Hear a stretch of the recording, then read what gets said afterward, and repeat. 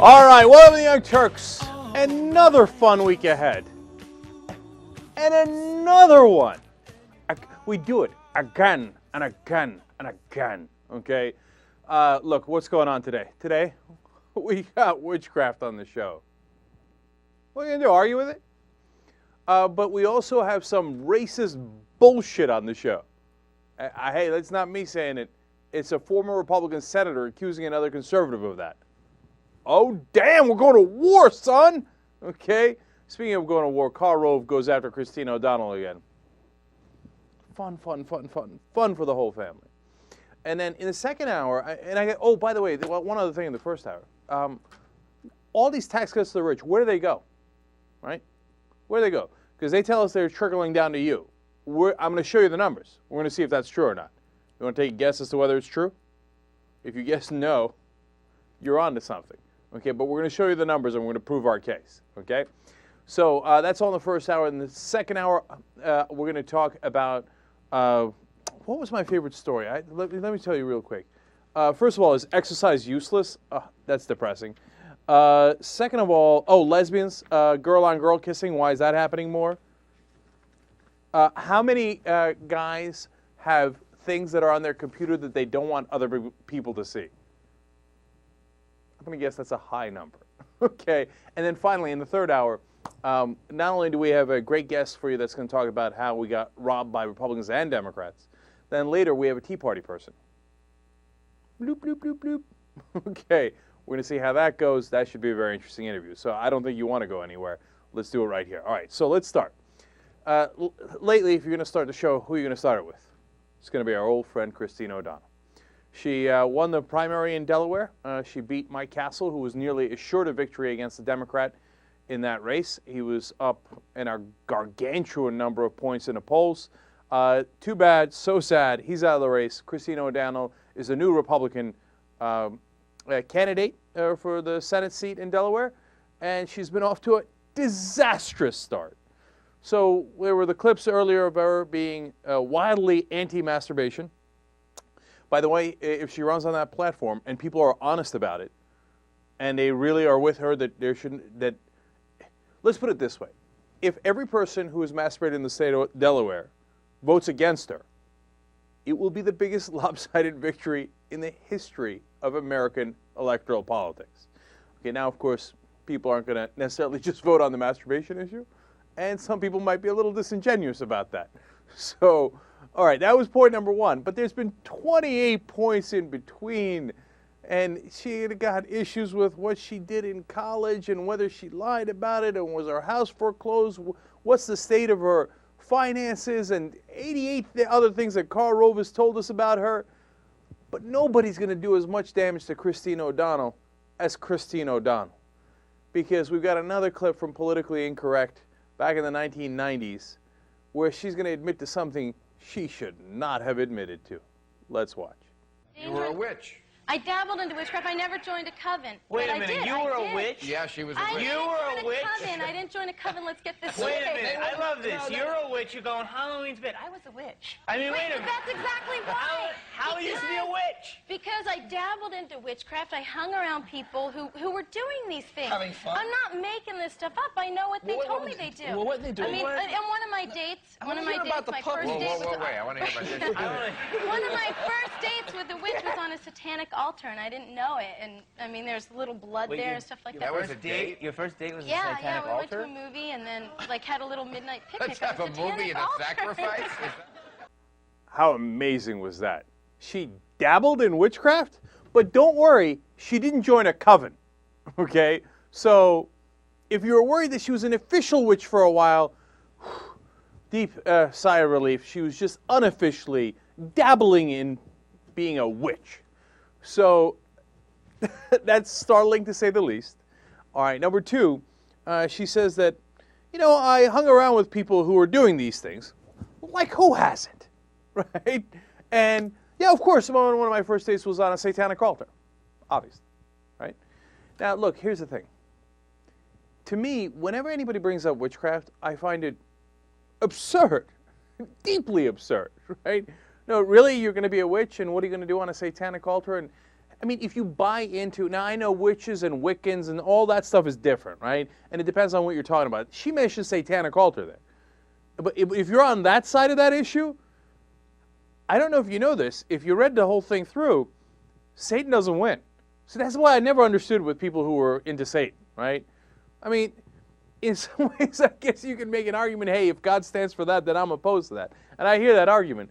But if you believe in the whole movie and you're still for Satan, I'd ask you to watch the movie all the way to the end. Okay, that doesn't make sense. Now, I don't believe in the movie, so it's different for me, right? But so she's dabbled in it.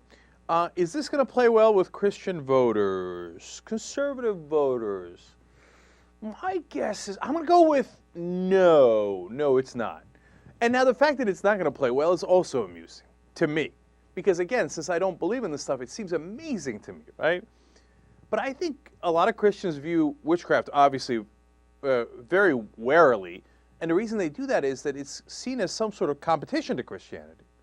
Like, well, you could be a Christian, or you could dabble in witchcraft, you know, and you can go hang out with Harry Potter and his friends.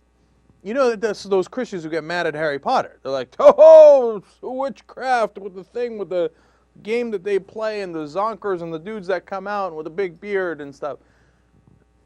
To me, it all, you know, Lord of the Rings, Dungeons and Dragons stuff, to me, it all sounds funny to me. But is that going to hurt her with her base? Of course! And it's classic projection, too, right? Because they just ran an ad, another Republican did, in California against Nancy Pelosi, calling her a witch. Let's show you that ad. It's clip number 4. I wish there was a political party I could vote for with a brain. Or garbage. Or a high. I don't care about political parties. I just want a home that isn't blown away by debt. Oh, Toto. I'll put you in debt for generations. Oh, that's not it at all, Toto. Not at all. Hello, my pretty.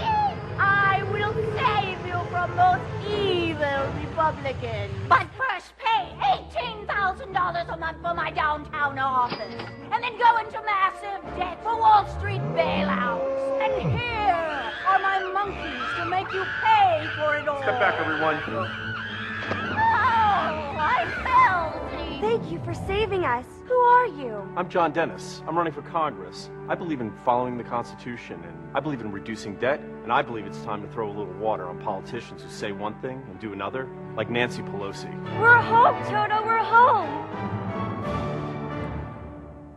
I'm John Dennis. And No, I'm highly amused by that because they're like, oh, this witch over here, Nancy Pelosi. And it turns out their chick's a witch. Okay, I don't know. Would any Democrat actually dabble in witchcraft? It's a crazy world. Maybe, right? But it's old school J.R. Jackson theory on Republicans. Whatever I am, I'm going to accuse you of being. I didn't think they'd do it with the witches and witchcraft, but they went there. They went there. But it's okay, guys, because Christine O'Donnell has an answer. She says, look, how many of you didn't hang out with questionable folks in high school? Come on. I mean, there, but for the grace of God goes you, right? I mean, I remember when I was hanging out in high school, there was a bunch of satanic altars everywhere, right? And I was trying to figure out which one to go to. This reminds me of Miss Palmgrass in middle school. We were in health class, and she's talking about sexuality. And she says, I mean, come on, how many of you haven't done circle jerks? And I was like, what? All of us. None of us did circle jerks. What are you talking about? I mean, as far as I know, she assumed like that was reality. And for Christine O'Donnell in Crazy Land, she's like, oh, come on, who hasn't dabbled in this stuff? We hung out with questionable satanic witches before. But she assures us, don't worry, quote, there's been no witchcraft since. Okay, well, then my mind's at ease. Because I was worried that you were going to get into the United States Senate and be like, la la la la la la la la la. I don't know, is that what witches do? All right, I'm having too much fun.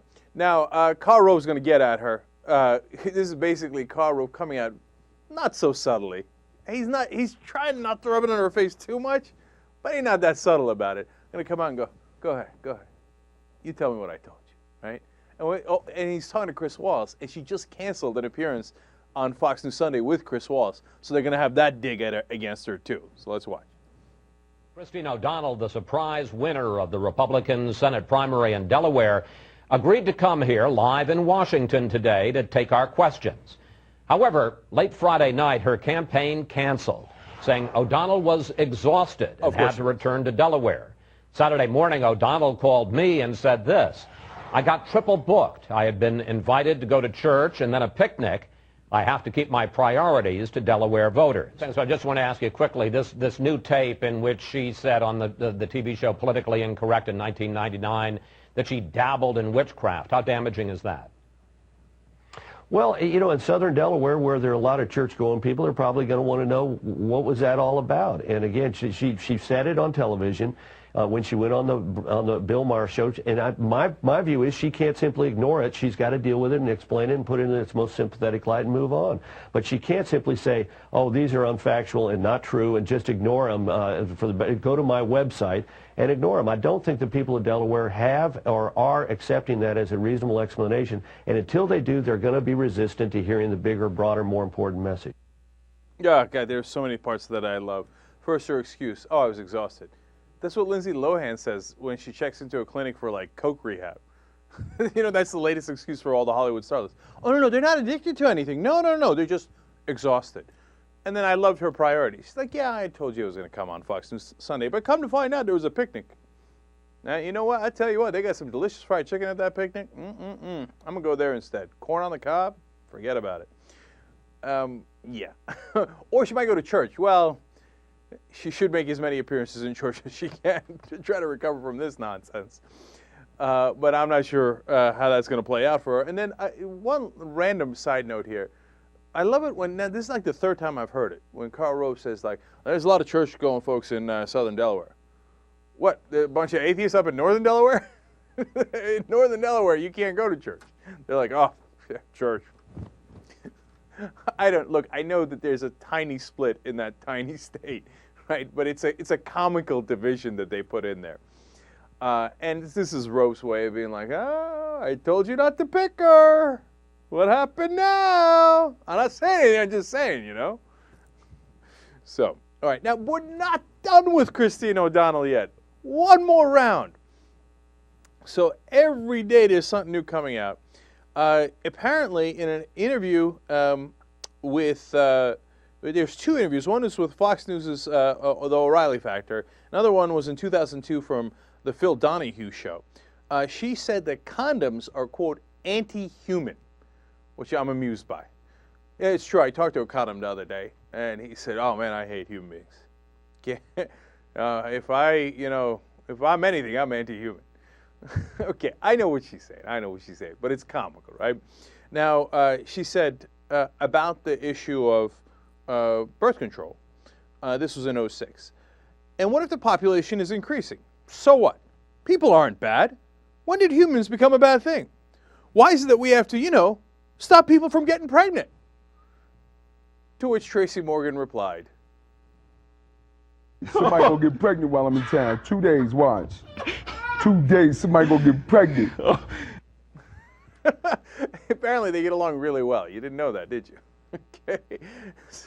"Somebody getting pregnant." Christine O'Donnell's like, "Booyah!" She's like, "Who said that?" Yes! I don't know, maybe she's from the village of Minerva as well.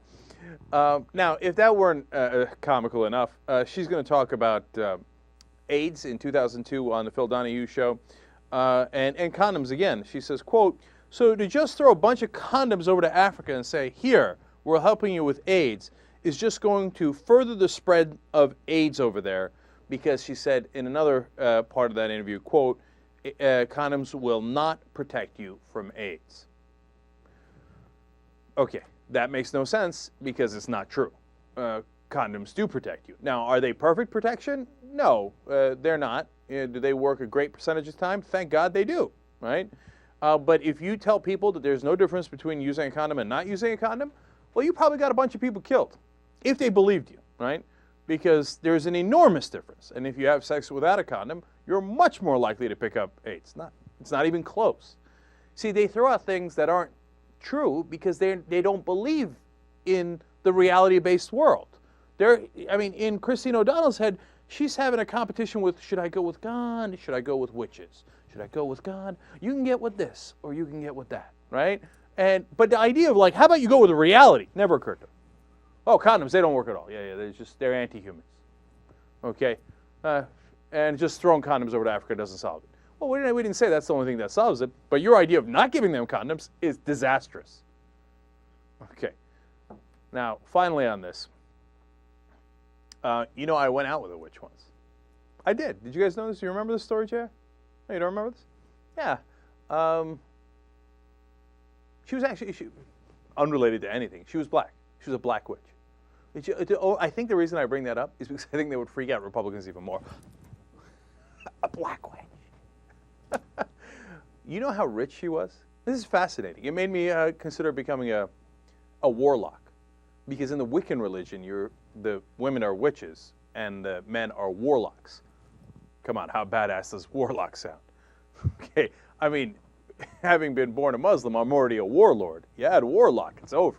Okay, so now she was an official witch because she's in the Wiccan religion, and the Wiccan religion is actually, in my opinion, totally fine. I mean, you know me, I don't believe in any of the religions, right? But they're into nature, what's the natural order of things. That's slightly more logical.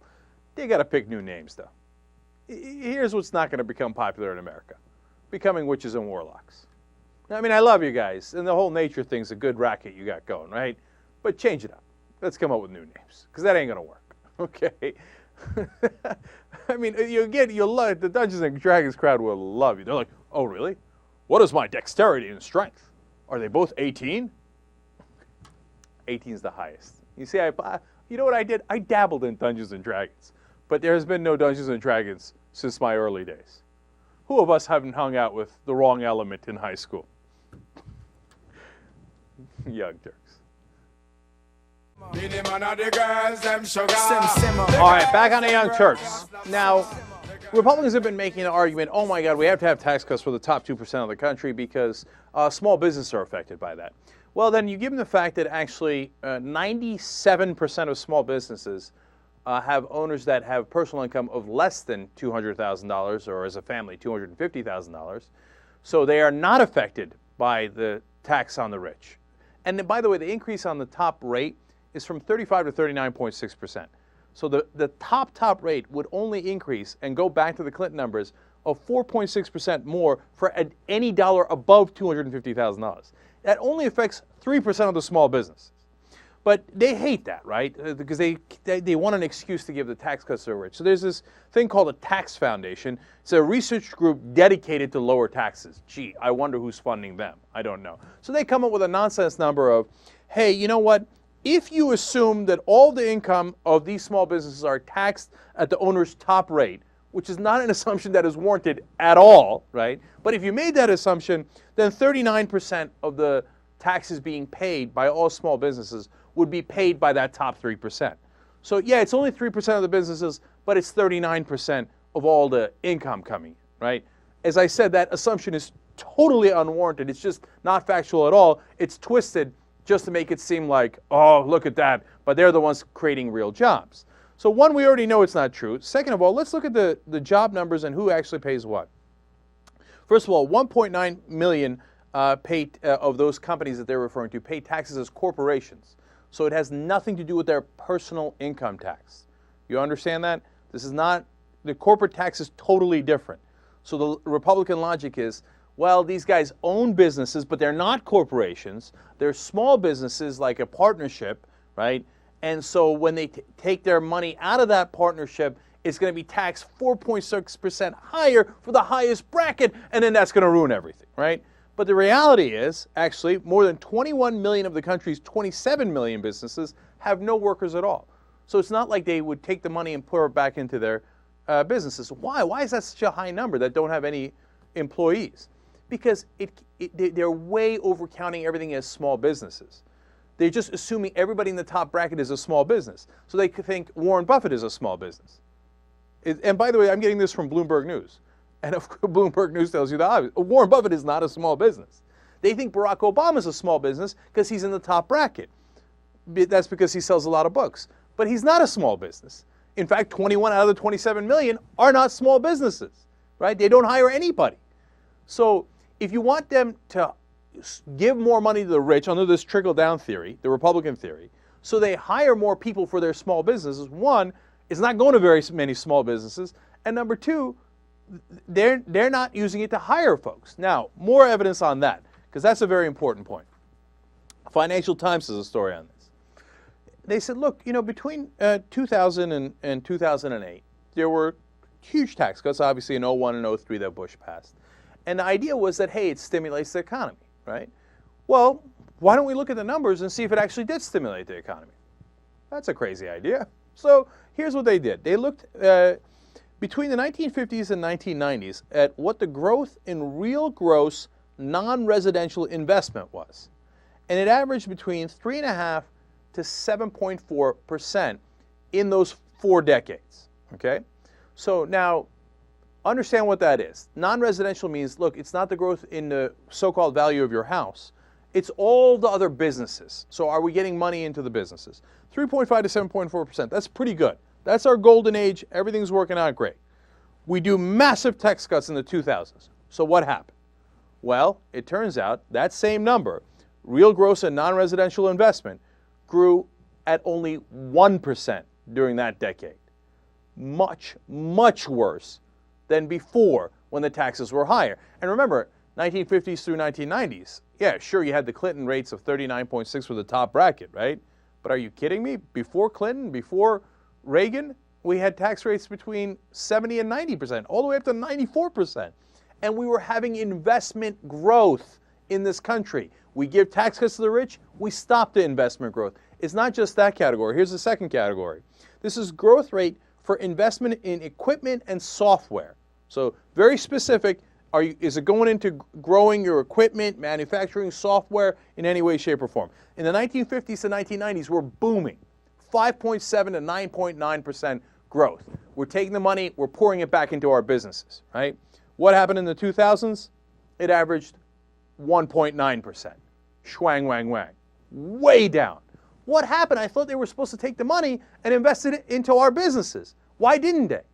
Because they took the money and invested it abroad. I don't know why it takes the Financial Times to point out this simple fact. And here's the numbers behind it. Between December of 03 and August of 2010, the MSCI Emerging Market Index, meaning, you know, the market for companies abroad, that went up 120%. So money is pouring into foreign markets. Now, I actually don't have a problem with that. I get the logic of it from a business perspective, and I think that overall, maybe it helps the whole world, right? But if you're thinking, hey, if I give tax cuts to the rich, they invest here at home, that ain't true. In that same time period, the S&P 500 here at home went down 6%. So our companies going down, foreign markets going up, and then we had given you a stat from the U.S. Census earlier, which is also very relevant here. Between 2000 and 2008, there was $1.3 trillion in tax cuts to the very richest people in the country, the top 2%, right? 1.3 trillion. You know how much was invested abroad in that same time period? 1.9 trillion. They took the tax cuts and they invested it abroad, not here.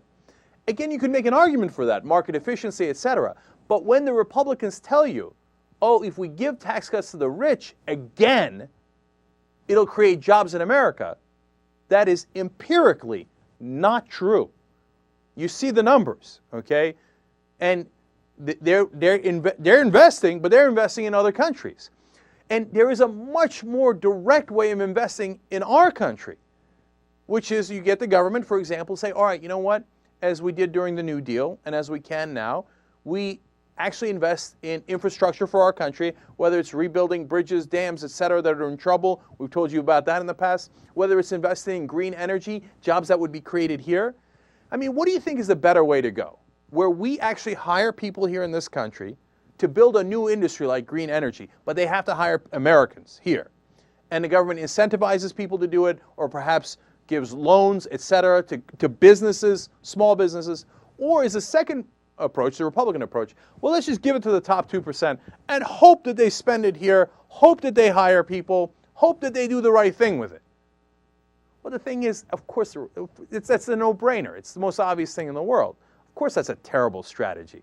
But the reality is the Republican Party does not have the same goals as you and I. When they say, oh, we want to create more jobs by giving money to the rich, that isn't true. They just want to give money to the rich. And it's not because, it's not a conspiracy. It's the simplest thing in the world. Those are the guys that fund their campaigns. So they say, all right, you give me money, I get reelected. I have millions of dollars to get reelected, and then I funnel that money back to you. And I don't give a damn where you invested. I don't give a damn if you create a single job or not, as long as I get reelected. And that's how politics works. Now, unfortunately, the Democratic Party is in on that scam in a lot of ways, too. Don't get me wrong. These Democrats and Republicans are playing good cop, bad cop with us. So the Republicans are the bad cops, and they go, oh, you better give to the tax cuts to the rich. Democrats go, oh, no, you don't want to upset my friend. Come on, here, let's give them more money, okay?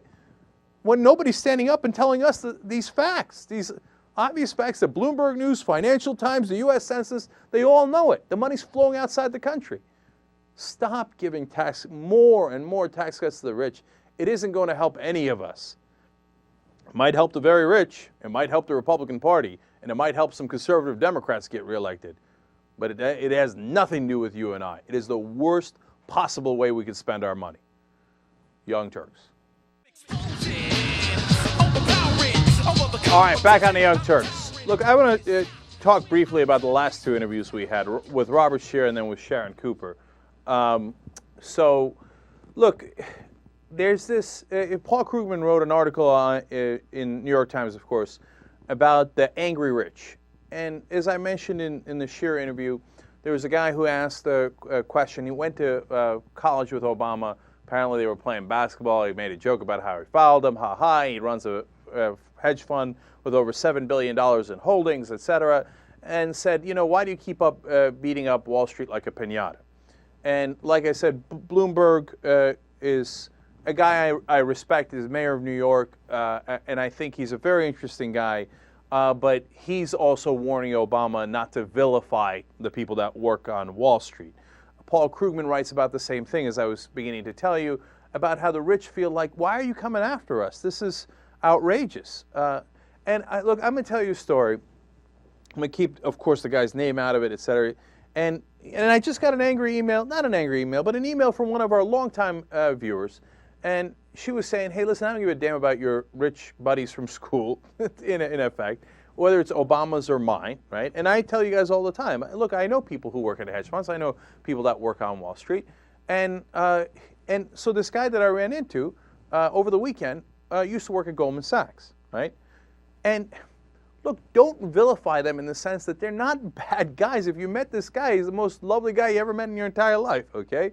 And he knows the show, he likes the show. He says a lot of Goldman Sachs people watch the show, which is fascinating and perhaps ironic, right? Et cetera, right? So hating that guy, that's not the point. That's not the point. On the other hand, what he doesn't get is, in the middle of the conversation, he said to me, he's already retired, first of all. Let me give you that context.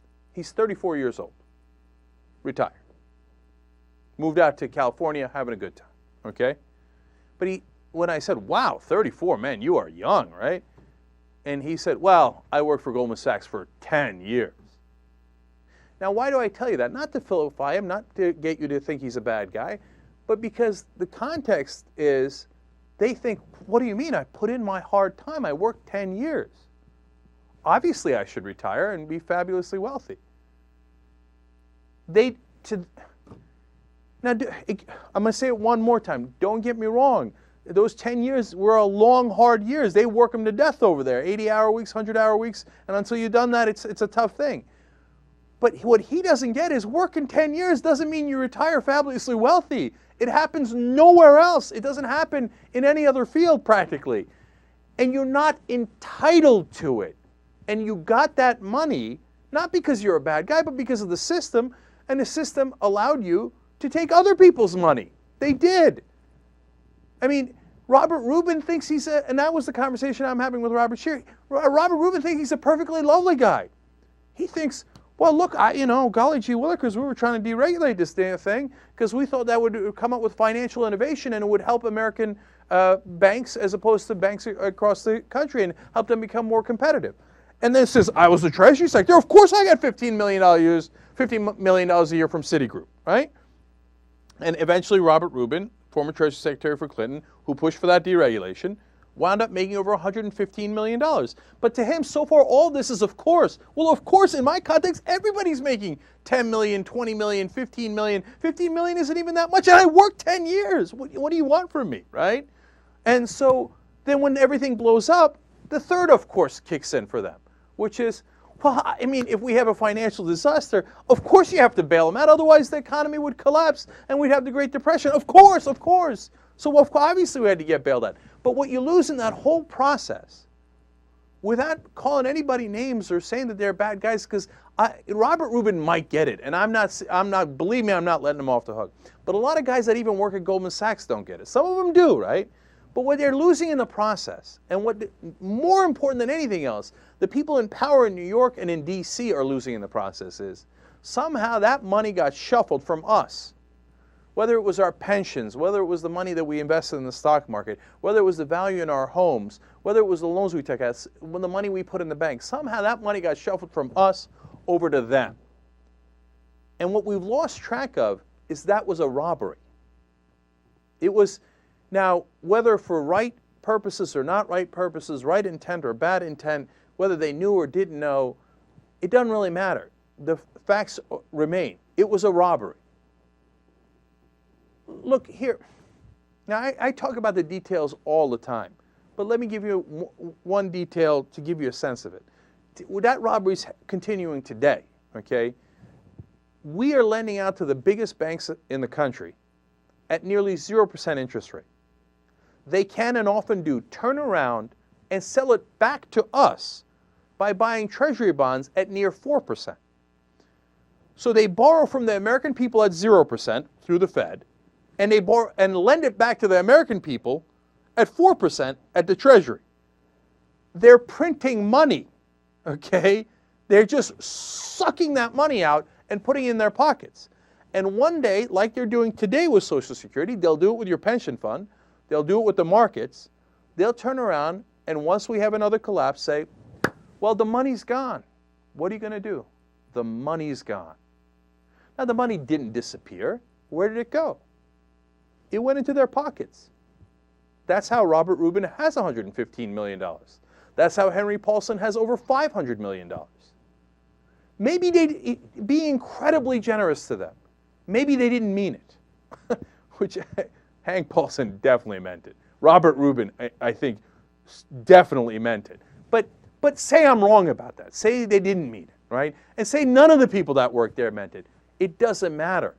The bottom line is they took our money. Now, you know, we talked about this at the end of last week in regards to Hank Paulson. The guy shuffles all the money around, and at the end he has $500 million.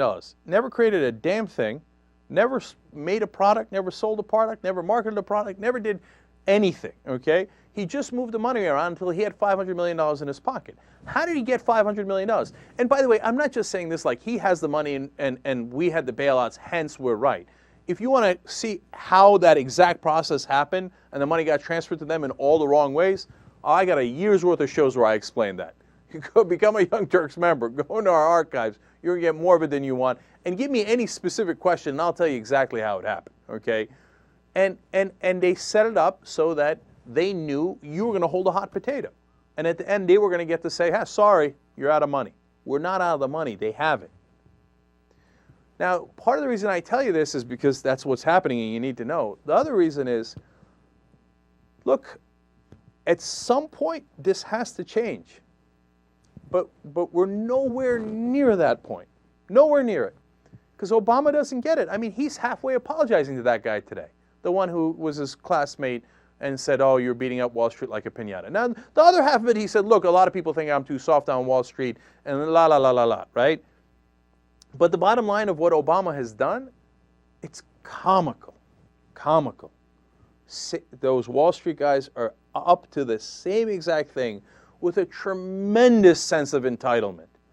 They think the world is their oyster. And no one has ever disabused them of that idea. And they think they can take all the money in the world and then tell you later that the money's gone. One of the things we have to do at some point, and like I said, we're nowhere near it, is we got to go back to Hank Paulson and Robert Rubin. And I don't care if you're a Republican or a Democrat, and say, hey, you know what? That wasn't your money. Give it back. Okay, and that's when their hair, their hair's already on fire. Imagine how much it's going to be on fire when we ask for our $500 million back from Hank Paulson. Well, Hank Paulson doesn't have any hair left. That's how much he's already on fire, right? But Obama ain't the guy to do that. Obama, he's going to go ask the guys that he went to school with in Wall Street. And look, I'm not saying that to say I went to school with the same guys, right? But I'll ask for the money back. I don't hate them. I don't dislike them. In fact, I like them. I get why they did it. I get that that was their context. But that doesn't change the fact that it's not their money, it's your money. They removed it from you. And they're going to continue removing it from you. And then Obama and the Democrats and certainly the Republicans will all turn around and go, nobody could have seen this coming. A second crash? Some people thought there was going to be a second dip, maybe a double dip. We didn't think there was going to be a second crash. Well, of course, you didn't think that because all your rich buddies were telling you there weren't going to be one because they were continuing the robbery. And look, my conclusion is unfortunately a somewhat depressing one. There's no way in the world that the current power establishment is going to change a damn thing until there is a second unbelievable crash. And that's when our hair is going to be on fire. And when American people wake up and find out that their pension got robbed, that their Social Security got robbed, and they don't have a job, then those guys are going to be in a lot more trouble than they realize. Okay? And they can do their Tea Party cutesiness. Here, let me tell you one other thing about that. Okay? Look, why, again, related to the Robert Scheer conversation earlier in the hour, why do they have the anger on the right, and which has been wildly misdirected in favor of protecting billionaires, right? And you have the Democrats and you have the Republicans playing good cop, bad cop with us, and they're the establishment. Why is there no movement for the people who are actually right? The people who diagnose the problems correctly before they even happen, the people who are right now, the people who know that in this particular case, the idea is not deregulation, that's what caused the problem. The people who are right about all this and who are angry about it, you guys listening and viewing this, part of the reason you watch this show is because you know about it, or you're angry about it, you're concerned about it, right? Why is there no movement for you? Because there's no money in it. So there was a great article about the Tea Party movement over the weekend. And it was tracing the money that goes in the Tea Party movement. Whether it's the think tanks, whether it's the websites, whether it's the buses that show up. If buses show up for a protest, somebody's paying for those buses. And you know what? When the people on the left or the progressives or whoever it might be, or just an average folk, middle-class guy in the middle of the country, when he's angry, a bus doesn't show up. If he wants to go protest Wall Street, ain't going to be no buses. If he wants to go protest the oil industry with their record profits getting a $45 billion subsidy from us, they rob us of $45 billion in taxpayer money. You want to do that protest, ain't going to get no buses. There are going to be no think tanks. There are going to be no websites on your side. There's not going to be any infrastructure. There's not going to be any permit for a protest and all the money that is associated in hiring people to make sure that protest happens and that it is properly executed, that protest is marketed, whether it's on Fox News Channel or anything else. So why do you get this frustration? Why is nobody representing me? Because there's no money in representing you. The money is going in the other direction to make sure that there's deregulation, lower taxes, so the rich can get even richer. But they're playing a dangerous game. They're playing a dangerous game. And one day, that is, not only is it going to crash the economy and ruin their fortunes along with everybody else's, but it's going to cause trouble in this country. And they don't even begin to understand that. And look, you and I can have this conversation outside of that bubble. You walk into that New York bubble, you walk into that DC bubble, and they don't get any of this. That's why change is not coming. It is not on the way. Obama is not it. When I say that, I know the loyalist Democrats lose their frickin' mind over it. Okay, I got a blog written about me every single day about how I'm a bad guy and trying to elect Republicans. If you actually listen to this show and think I'm trying to elect Republicans, you got to get your head examined. Okay? But if you want me to say Obama's doing a good job when he is aiding and abetting that robbery, well, I'm not going to play that game. Okay? And Robert Scheer is right. He said he feels bad because he didn't do enough to challenge Clinton as the robbery began. Well, I'm not going to make that mistake. I challenge Larry Summers because he is part and parcel of what caused this crash. He is totally responsible. I challenge Barack Obama because he didn't do the right thing. We didn't get real reform. I don't care how historic he calls it. And I'm telling you now, there is going to be a second crash. And then they're going to tell you, what can we do? Your money's gone. And I'm not going to stand for it. I don't know if I'll win, but I'm going to keep on fighting every day. We didn't get to Joe Miller. We'll do his ass tomorrow. And believe me, you're going to want to see that too. Young Turks. Hate it, don't even think about it. You worry about the wrong things, the wrong thing. You worry about the wrong thing.